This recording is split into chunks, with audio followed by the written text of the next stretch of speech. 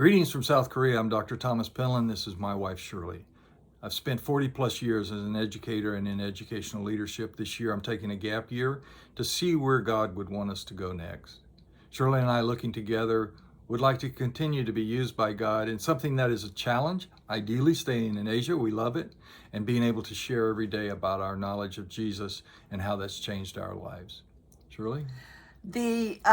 Like Tom, I have worked in schools for more than 40 years as an English teacher and as a curriculum leader, and also in teaching English as a second language. During those years, God's blessed us with 4 children and 11 grandchildren. We can confirm God's calling us to this project. We've prayed for over 6 weeks about this, and we feel like we're called to support the Daniel International School Project for the next few years, God willing, because of several reasons. First and foremost, it aligns with our own personal callings to share our precious Christian faith with those outside of our home country, the United States, to share it cross-culturally to those who have not been reached. Secondly, the spiritual calling that we have aligns with our vocational calling as educators in creating a quality Christian international school, a platform to share the good news of Jesus Christ and his transforming power.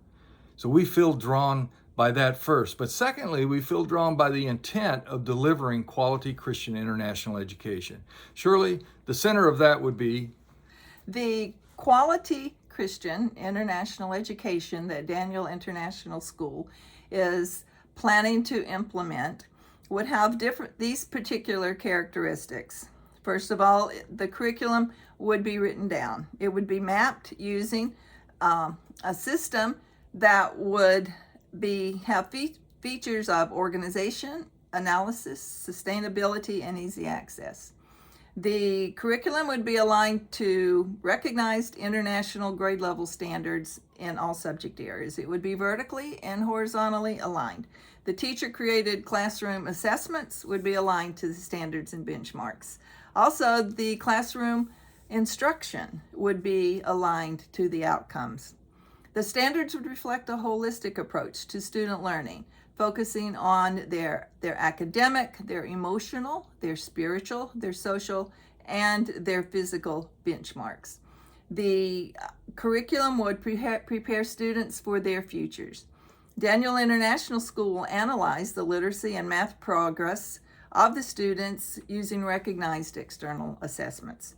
Daniel International School will emphasize the continued development of 3 languages, English, Thai, and Mandarin, and student placement in these programs and their progress would be monitored by external assessments.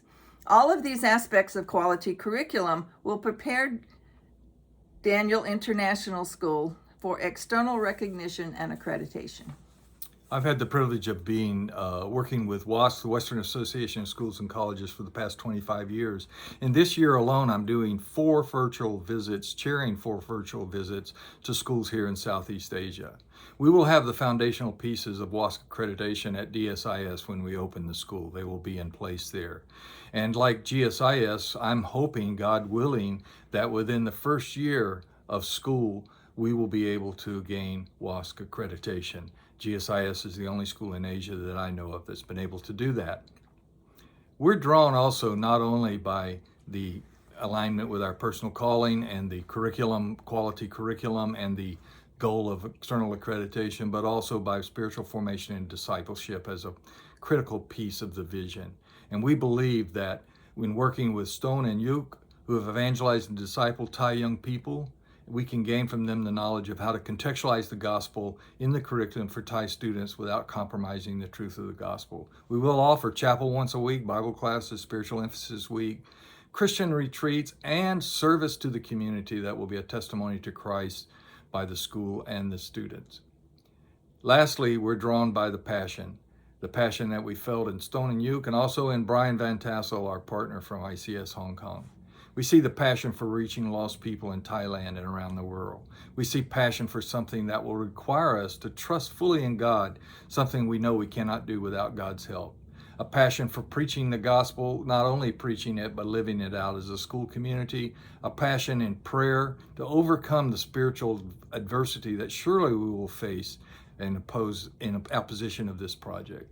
and a passion to use the gift of life every day for God and His kingdom. God bless you.